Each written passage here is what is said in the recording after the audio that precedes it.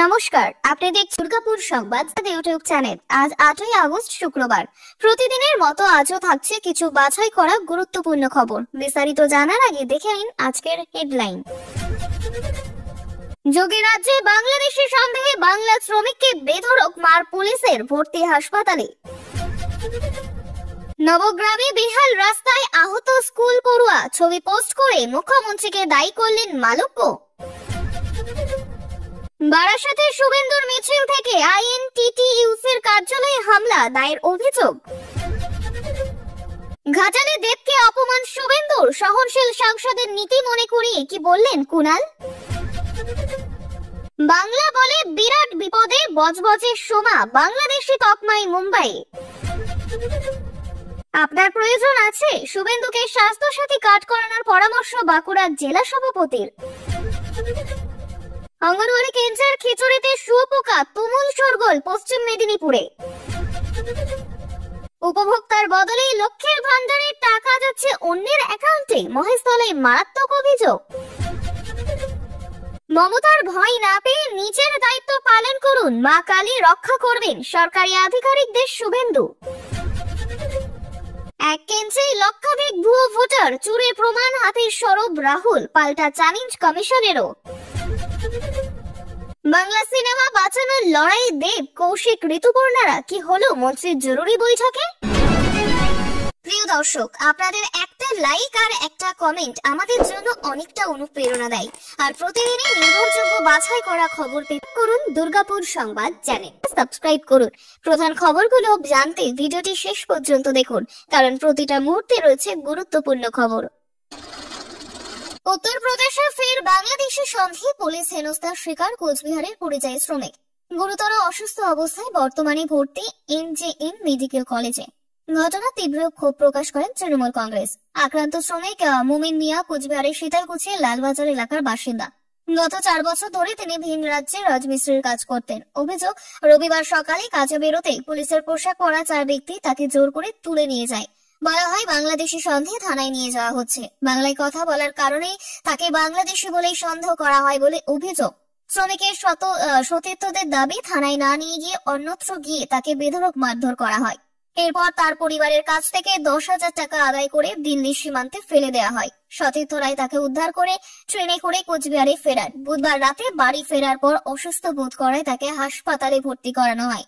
এই ঘটনার পর জেলা তৃণমূল সভাপতি হাসপাতালে গিয়ে মুমিনের সঙ্গে দেখা করেন। তিনি জানান, বাংলা বলায় মুমিনকে মারধর করা হয়েছে। পরিবারকে সব রকম সহায়তা করা হবে। পুলিশের বিরুদ্ধে থানায় অভিযোগ দায়ের করা হবে।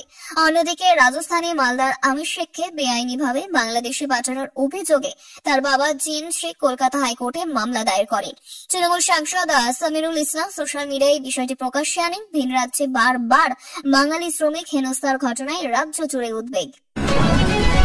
মুর্শিদাবাদের নবগ্রামে স্কুল পড়ুয়া বোঝায় টোটো উল্টে বড়সড় দুর্ঘটনার হাত থেকে রক্ষা পেল 12 জন পড়ুয়া। আর সেই ভিডিও ভাইরাল হতে ফের উত্তাল রাজ্য রাজনীতি। ঘটনাটিকে হাতিয়ার করে রাজ্যের মুখ্যমন্ত্রী মমতা বন্দ্যোপাধ্যায়কে নিশানা করেছেন বিজেপির আইটি সেল প্রধান অমিত মালব্য। এক স্যান্ডেলে মালব্য লেখেন, মমতার বাংলায় অপশাসনের চরম মূল্য দিচ্ছে শিশুরা। বাড়িতে বোমা তৈরি, ধর্ষণ, খুন, এবার ভাঙা রাস্তায় শিশুদের জীবন সংকট ডেকে আনছে। সাধারণ মানুষ সব দেখছে 2026-এ পরাজয় নিশ্চিত। ঘটনার জেরে রাজনৈতিক চাপানুতর শুরু হয়েছে। কংগ্রেসের কটাক্ষ, ভিডিও ভাইরাল হতে তড়িঘড়ি রাস্তা মেরামতি তোড়জোড় শুরু হয়েছে। নবগ্রামে তৃণমূল বিধায়ক কানাই মণ্ডল যদিও অভিযোগ উড়িয়ে বলেন, যারা প্রশ্ন তুলছেন তারাই তো সরকারের টাকা আটকে রেখেছে। ঘটনার দিন নবগ্রামে পরিসন্ধ্যা মোড় থেকে বড়বাথানের দিকে যাচ্ছিল একটি টোটো। তাতে 12 জন স্কুল পড়ুয়া। খারাপ রাস্তায় ভিডিও করছিলেন স্থানীয় ক্যারাটে প্রশিক্ষক হযরত আলী মল্লিক। হঠাৎই তার ক্যামেরায় ধরা পড়ে টোটো উল্টে যাওয়ার মর্মান্তিক দৃশ্য। হযরত আলী বলেন, টোটোর এক চাকা গর্তে ঢুকতেই উল্টে যায়। সব বাচ্চাই জলে ভিজে গেছিল। একজন তো খুব খারাপ ভাবে আহত হয়েছে, প্রাণেও বেঁচে যেতে পারত। এই ঘটনায় ক্ষোভে ফুঁসছে স্থানীয় বাসিন্দারা। কংগ্রেস ব্লক সভাপতি ধীরেন্দ্রনাথ যাদবের প্রশ্ন, এই দুর্যোগের দায় নেবে কে? মরার উপর আতর ছড়ানো হচ্ছে। চলছে চাপানুতর। আর প্রশ্ন উঠছে, শাসকের নজরে কি আদৌ পড়ছে মানুষের ভোগান্তি? বারাসাতে বিরোধী দলনেতা শুভেন্দু অধিকারীর কন্যা সুরক্ষা মিছিল ঘিরে তীব্র উত্তেজনা। তৃণমূলের অভিযোগ, মিছিল থেকে তৃণমূল কর্মী ও সাধারণ মানুষকে লক্ষ্য করে হামলা চালানো হয়, ভাঙচুর হয় আইএনটিটিইউসির কার্যালয়। ঘটনায় বারাসাত থানায় অভিযোগ দায়ের করে শ্রমিক সংগঠন। বারাসাত শহর আইএনটিটিইউসির সভাপতি অভিজিৎ আচার্যের অভিযোগ, মিছিল বেরোনোর সময় জয় বাংলা স্লোগানে ক্ষুব্ধ হয়ে বিজেপি কর্মীরা কটূক্তি করে। এরপর শুরু হয় হামলা, ছেঁড়া হয় ব্যানার, পতাকা। সিসিটিভি ফুটেজ পুলিশের হাতে তুলে দিয়েছি। অন্যদিকে বিজেপির পাল্টা দাবি, তাদের কর্মীদের উপর হামলা চালিয়েছে তৃণমূল। বারাসাত থানার সামনে থানা ঘেরাও করে যুব মোর্চার সভাপতি বলেন, আমরা আগেই পুলিশকে সতর্ক করেছিলাম, তবু ব্যবস্থা নেয়নি। 24 ঘন্টার মধ্যে অভিযুক্তদের গ্রেপ্তার না হলে বারাসাত স্তব্ধ করে দেব। ঘটনার সূত্রপাত বুধবার বিকেলে শুভেন্দুর মিছিল ঘিরে। চাপাদালি মোড়ে তৃণমূলের কার্যালয়ের সামনে জয় বাংলা স্লোগান ঘিরে দুই পক্ষের সংঘর্ষে ইট, পাটকেল, ঝান্ডার ডান্ডা নিয়ে হামলার অভিযোগ ওঠে। পরিস্থিতি সামাল দিতে ঘটনাস্থলে পৌঁছায় অতিরিক্ত পুলিশ। অন্যদিকে ঘটনায় বন্যা পরিস্থিতি ঘিরে দেব শুভেন্দু দরজা উঠে এলো রাজনৈতিক বিতর্কের কেন্দ্রে। দেবকে প্রতারক বলে কটাক্ষ করেন শুভেন্দু অধিকারী, কিন্তু পাল্টা আক্রমণ না করে তৃণমূলের মুখপাত্র কুণাল ঘোষ জানিয়ে দেন, তিনি দেব নিজে কাউকে আক্রমণ করেন না, তাই আমরা দেবের হয়ে কারোর বিরুদ্ধে যাব না। কুণাল দেবকে মহামানব আখ্যা দিয়ে বলেন, মিঠুন চক্রবর্তী প্রায় মমতা বন্দ্যোপাধ্যায়কে আক্রমণ করে, দেব কি পাল্টা কিছু বলে? না, ওর নীতি মেরেছে কলসির কানাক, তাই বলে কি প্রেম দেব না?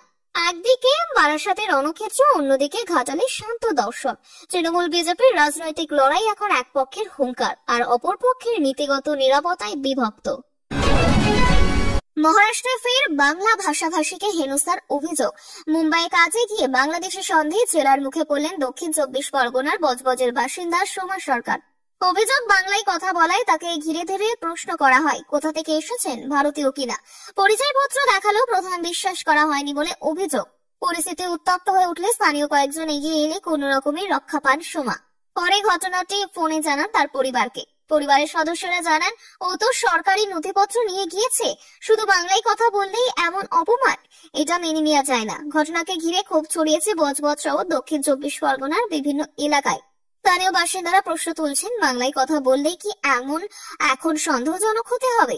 এই ঘটনা প্রেক্ষিতে রাজনৈতিক মহলে প্রতিক্রিয়া শুরু হয়েছে। ভাষার ভিত্তিতে নাগরিকদের হেনস্থার বন্ধের দাবি উঠছে।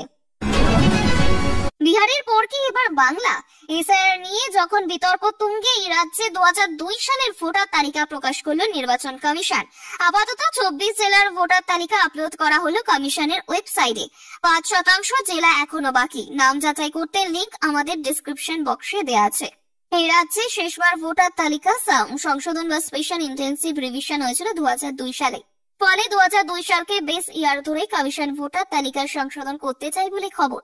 ভুয়ো কিংবা মৃত ভোটার বা যারা বাসস্থান পরিবর্তন করেছে তাদের চিহ্নিত করাই সমীক্ষার মূল উদ্দেশ্য। এবার ফের পুরনো ভোটার তালিকা ঘেঁটে তুলনামূলক বিশ্লেষণ করেন কমিশন। এসআইআর চালু করতে চলেছে বলেই খবর। জানানো হয়েছে, যদি কোনো কেন্দ্রের তালিকা পাওয়া না যায়, তাহলে 2003 সালের খসড়া তালিকায় সেই কেন্দ্রে সমীক্ষার ভিত্তি হিসেবে ধরা হবে। এদিকে বিহারের এসআইআর প্রক্রিয়া শেষ।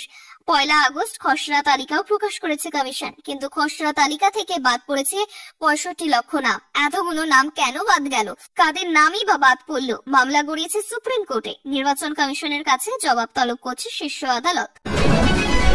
বাঁকুড়ার প্রকাশ্য সভামঞ্চ থেকে তীব্র রাজনৈতিক সংঘাত। বিধানসভায় বিরোধী দলনেতা শুভেন্দু অধিকারীকে কটাক্ষ করে তৃণমূলের বাঁকুড়া জেলা সভাপতি মন্তব্য তীব্র চাঞ্চল্য। বলেন, শুভেন্দু অধিকারী, আপনি স্বাস্থ্যসাথী কার্ড রাখুন, খুব শীঘ্রই আপনার দরকার পড়বে। বাংলার বিরুদ্ধে কথা বলার আপনার বিরুদ্ধে প্রতিবাদ শুরু হয়েছে। বুধবার সন্ধ্যায় বাঁকুড়ার মাচানতলায় বাঙালি পরিযায়ী শ্রমিক নির্যাতনের প্রতিবাদে তৃণমূলের সভায় এই মন্তব্য করেন তিনি। নাম না করে কোচবিহারের শুভেন্দুর উপর সম্ভাব্য হামলার প্রসঙ্গ তিনি আক্রমণ সানান। সভা শেষে সাংবাদিকদের মুখোমুখি হয়ে তিনি বলেন, শুভেন্দুর স্বাস্থ্যসাথী কার্ড নিয়ে বহুবার অপমানজনক কথা বলেছেন। বলেন, পরিষেবা মেলে না। আমি ওনাকে বলেছি, শরীর তো কারো অসুস্থ হতেই পারে, তখন এই কার্ড কাজে লাগবে। এই মন্তব্যে পাল্টা তীব্র প্রতিক্রিয়া বিজেপির। বাঁকুড়ার বিজেপি বিধায়ক তিনি বলছেন যে তৃণমূল জেলা সভাপতির আগে চিকিৎসার দরকার, তাকেই বলবো আয়ুষ্মান ভারত কার্ড করিয়ে রাখতে। বহু রোগী আসে যারা পশ্চিমবঙ্গে চিকিৎসা করাতে গিয়ে নিঃস্ব হয়ে যান, বাধ্য হয়ে বিজেপি শাসিত রাজ্যে গিয়ে চিকিৎসা করান। তিনি আরো বলেন, বাঁকুড়ার নার্সিং হোমের স্বাস্থ্যসাথী কার্ড নিয়ে গেলে আগে 50,000 টাকা চায়। দুর্গাপুর, কলকাতার সব জায়গাতে একই চিত্র। রাজ্যের স্বাস্থ্য সাথী প্রকল্প বনাম কেন্দ্রীয় আয়ুষ্মান ভারত প্রকল্প, এই দ্বন্দ্বে ফের রাজনীতি তুঙ্গে। শুভেন্দুকে ঘিরে এই কার্ড বিতর্কে জেরে উত্তেজনা ছড়িয়েছে রাজ্য রাজনীতিতে। পশ্চিম মেদিনীপুরের অঙ্গনওয়াড়ি কেন্দ্রে খিচুড়িতে শুঁয়োপোকা, তুমুল শোরগোল পশ্চিম মেদিনীপুরে। মেদিনীপুর শহরের অঙ্গনওয়াড়ি খিচুড়িতে শুঁয়োপোকা আনে তীব্র চাঞ্চল্য। বৃহস্পতিবার মেদিনীপুর পুরসভার 9 নম্বর ওয়ার্ডের লালদিঘি এলাকার একটি আইসিডি সেন্টারে এই ঘটনা ঘটে। স্থানীয় বাসিন্দা অনিমা সাহা টিফিন বক্স করে নাতি শিবমের জন্য খিচুড়ি নিয়ে যান অঙ্গনওয়াড়ি কেন্দ্র থেকে। বাড়ি ফিরে থালায় ঢালতে দেখতে পান আস্ত একটি শুঁয়োপোকা ভাসছে খিচুড়ির মধ্যে। প্রতিবেশীদের দেখান, কেউ কেউ ছবি তোলে অনিমা। এরপর অভিযোগ জানাতে অঙ্গনওয়াড়ি সেন্টারে, কিন্তু তখন কেন্দ্রটি বন্ধ। খবর ছড়িয়ে পড়তে এলাকায় চাঞ্চল্য। ঘটনাস্থলে পৌঁছে স্থানীয় কাউন্সিলর, তৃণমূল নেতা। খবর দেওয়া হয় কেন্দ্রের সহায়িকা শ্যামলী বিষয়কেও, যদিও তিনি অভিযোগ অস্বীকার করেন। বলেন, 30 জন পড়ুয়া এসেছিল, কারো থেকে কোনো অভিযোগ আসেনি। আমরা সতর্কভাবে রান্না করি, শুঁয়োপোকা পড়তে পারে। কিন্তু অনিমার দাবি টিফিন বক্স ঢাকা দিয়ে এনেছিলেন, মাঝপথে শুঁয়োপোকা পড়ার সম্ভাবনাই নেই। বিজেপি জেলা সহ সভাপতি শঙ্কর গুছাই জেলা শাসককে ইমেল করে অভিযোগ জানান। জেলার অধিকাংশ অঙ্গনওয়াড়িকে রান্নার অবস্থা খারাপ, অবিলম্বে ব্যবস্থা নিতে হবে। তৃণমূল কাউন্সিলর সৌরভ বসু বলেন, রান্নার সময় শুঁয়োপোকা পড়লে তা ঘেটে যেত, এভাবে ভাসতো না। তদন্ত দরকার, এটি ষড়যন্ত্র হতে পারে। জেলা শাসক তিনি প্রতিক্রিয়া এখনো মেলেনি। ঘটনায় প্রশাসনিক স্তরে তদন্তের দাবি জোরালো হয়েছে। ফের লক্ষ্মীর ভান্ডারের টাকা অন্য অ্যাকাউন্টে যাওয়ার অভিযোগ। মহেশতলা পুরসভায় প্রায় 60 জন উপভোক্তার টাকা অন্যের অ্যাকাউন্টে গিয়েছে বলে অভিযোগ। লক্ষ্মীর ভান্ডারের টাকা না পেয়ে পুরসভার দ্বারস্থ হয়েছেন বঞ্চিত উপভোক্তারা। ডায়মন্ড হারবার সাইবার ক্রাইম থানাতেও অভিযোগ দায়ের করা হয়েছে। লক্ষ্মীর ভান্ডারের বঞ্চিত উপভোক্তা নাগমা বেগম, যখন আবেদনকারী লক্ষ্মী ভান্ডারের ফর্ম ফিল আপ করি তখন থেকে এখনো পর্যন্ত কোনো টাকাই পাচ্ছি না। আমি জানি না যে আমার টাকা আসছে, কিন্তু আমার যে টানা 3 বছর টাকা আসছে না, এটা নিয়ে কিরকম মনে হলো। আমি পৌরসভায় গিয়েছি, গিয়ে দেখলাম, জানলাম, ওখানে গিয়ে দেখলাম যে আমার টাকাগুলি সাকসেসফুল। পৌরসভা চেয়ারম্যানদের সঙ্গে কথা বললাম, তখন ওরা খতিয়ে দেখলেন, তখন নাকি আরো অনেক মহিলাই টাকা পাচ্ছেন না। এটা ওনারা স্বীকার করেছেন, বলেছেন। অনেকে অভিযোগ আছে যে মহিলারা টাকা পাচ্ছেন না। এসপি অফিসে গিয়ে জানতে পারলাম যে এই টাকা মুর্শিদাবাদে কোনো একটা অ্যাকাউন্টে ফ্রড হয়েছে। পশ্চিমবঙ্গের মুখ্যমন্ত্রী মমতা বন্দ্যোপাধ্যায়কে ফের তীব্র কটাক্ষ করলেন বিরোধী দলনেতা শুভেন্দু অধিকারী। বৃহস্পতিবার নিজের এক্স হ্যান্ডেলে শুভেন্দু অভিযোগ করেন, নির্বাচন কমিশনের নির্দেশে এফআইআর না করার সিদ্ধান্ত শুধুমাত্র রাজ্য সরকারি কর্মীদের রক্ষা নয়, আসল উদ্দেশ্য আইপ্যাক ও তাদের ঘনিষ্ঠদের আড়াল করা। তার অভিযোগ, আইপ্যাকের হয়ে কাজ করা বহু ব্যক্তি ভোট ব্যবস্থার ভেতরে ঢুকে পড়ছে ডেটা এন্ট্রি অপারেটরের ছদ্মবেশে। এদের বিরুদ্ধে ভুয়ো ভোটারের নাম নথিভুক্ত করা, হিন্দু ভোটারদের নাম তালিকা থেকে বাদ দেয়া এবং বাংলাদেশি মুসলিম অনুপ্রবেশকারীদের জালিয়াতির মাধ্যমে তালিকায় ঢোকানোর অভিযোগ তুলেছেন শুভেন্দু। তিনি লেখেন, বছরের পর বছর সাইন্টিফিক রিগিং চলছে। আইপ্যাকের প্রতীক জৈন ও তার সহযোগীরা মমতা এবং তার ভাইপোর অবৈধ অর্থের বিনিময়ে গোটা নির্বাচনী ব্যবস্থাকে কবজা করেছে। সরকারি আধিকারিকদের উদ্দেশ্যে শুভেন্দুর বার্তা, এটাই আপনারা সাংবিধানিক দায়িত্ব পালনের সময়। সিনিয়রদের চাপে এতদিন সহ্য করেছেন, এখন সময় এসেছে আইনি অধিকার প্রয়োগের। মমতা তার মন্ত্রিসভা বিধায়ক কর্মীদের বলে দিলেও নিজে ও তার ভাইপোকে রক্ষা করতে চাইছেন।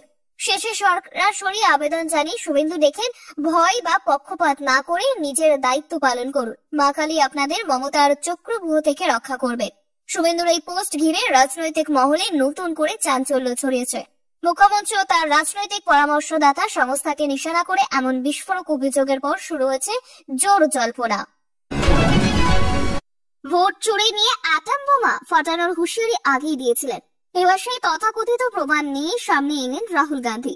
বৃহস্পতিবার দিল্লিতে সাংবাদিক বৈঠকে লোকসভায় বিরোধী দলনেতা দাবি করেন, 2024 সালে লোকসভা নির্বাচনে 25টি আসনে কারচুপি করে গিয়েছেন বিজেপি। রাহুলের কথায় এই 25টি কেন্দ্রে পরাজয়ের ব্যবধান 33,000-এর নিচে, আর এতে ভোট চুরির ছক কষে বিজেপির নির্বাচন কমিশনের সহায়তা। রাহুল বলেন, 2023 থেকেই সন্দেহ হচ্ছিল, কিন্তু প্রমাণ পাচ্ছিলাম না, কারণ কমিশন আমাদের সফট কপি দেয় না, সিসিটিভি ফুটেজও দেয় না। এক বিধানসভা তালিকা হাতে নিয়ে 7 মাস সময় লেগেছে ভুয়ো ভোটার চিহ্নিত করতে। এদিন কর্ণাটকের মহাদেবপুরা বিধানসভায় ভোটার তালিকা তুলে ধরেন তিনি। জানান, শুধু এই একটি কেন্দ্রে 1 লক্ষের বেশি ভুয়ো ভোটার রয়েছে। অভিযোগ অনুযায়ী সেখানে 11,956টি ডুপ্লিকেট ভোটার, 40,009টি ভুয়ো ভোটার, এক ঠিকানায় একাধিক ভোটার 10,452, ভুল ছবি 4,132 এবং ফর্মে 6 অনিয়ম 33,692টি। রাহুলের অভিযোগ, বিজেপির আমলে বাস্তবও বদলে যাচ্ছে। ওপিনিয়ন পোল, এক্সিট পোল সব মিথ্যে হচ্ছে, প্রতিষ্ঠান বিরোধিতাও ভুল প্রমাণিত হচ্ছে। অন্যদিকে এই বিস্ফোরক অভিযোগ করা প্রতিক্রিয়া দিচ্ছেন নির্বাচন কমিশন। কর্ণাটকের মুখ্য নির্বাচন আধিকারিকদের স্পষ্ট বার্তা, রাহুল গান্ধীর অভিযোগ গুরুতর, আজকের মধ্যে কংগ্রেসের প্রমাণ দিন, না হলে জনগণকে বিভ্রান্ত করা বন্ধ করুন। সব মিলিয়ে রাহুলের এই ভোট কারচুপির অভিযোগ তীব্র রাজনৈতিক ঝড়। এবার নজরে কমিশনের তদন্তে কি বেরোয় সেই দিকেই। বাংলা সিনেমা কি হারিয়ে যাবে হিন্দি ছবির জাঁকজমকে? প্রেক্ষাগৃহে জায়গা না পেলে নিজের রাজ্যে নিজের ভাষার ছবির কি ভবিষ্যৎ? এই প্রশ্নের মুখে দাঁড়িয়ে এবার একজোট হলেন টলিউডের তারকারা। দেব, প্রসেনজিৎ, সৃজিত, কৌশিক গঙ্গোপাধ্যায় এবং শিবপ্রসাদ ঋতুপর্ণা থেকে প্রযোজক নিষ্পাল রানী সবাই একই সুরে বলেন, এই লড়াই বাংলা ভাষা ও সংস্কৃতির অস্তিত্ব রক্ষার। হালফিলে অভিযোগ, বড় হিন্দি ছবি মুক্তি পেলে রাজ্যের বহু হলে বাংলা ছবিকে কোণঠাসা করা হয়। প্রাইম টাইমে জায়গা না পেয়ে 1 সপ্তাহের মধ্যে নামিয়ে দেওয়া হয় বাংলা ছবি, ফলে না পৌঁছায় দর্শকের কাছে, মুখ ফেরান বিনিয়োগকারীরা। এই পরিস্থিতিতে মুখ্যমন্ত্রী চিঠি দেন ইন্ডাস্ট্রির শীর্ষকর্তারা, বলেন এটা শুধু সিনেমার লড়াই নয়, এই লড়াই বাংলার গর্বের। 7ই আগস্ট মন্ত্রী অরূপ বিশ্বাসের নেতৃত্বে জরুরি বৈঠকে মিলিত হন ইন্ডাস্ট্রির একটি ছবি নয়, এটি বাংলা সিনেমার ভবিষ্যতের প্রতীক। কৌশিক গঙ্গোপাধ্যায় জানিয়ে দেন, এবার থেকে বাংলা ছবি প্রাইম টাইমেও চলবে, আর কেউ বলতে পারবে না বাংলা ছবি চালানো হবে না। ঋতুপর্ণা বলেন, আমার অনেক ছবি হঠাৎ হল থেকে তুলে নেওয়া হয়েছে, এবার অন্তত সাহসিক সিদ্ধান্ত হয়েছে। মুখ্যমন্ত্রী নিজেও এই বিষয়ে আপোষহীন। এদিকে ওয়ার 2, অন্যদিকে ধূমকেতু, তবে টিকিট নয়, এই লড়াই আত্মপরিচয়ের। শুরু হয়েছে বাংলা সিনেমার সম্ভাবনার নতুন অধ্যায়। আজকের জন্য এখানেই শেষ, তবে শিগগিরই ফিরছি নতুন কিছু গুরুত্বপূর্ণ আপডেট নিয়ে। সঙ্গে থাকুন, সুস্থ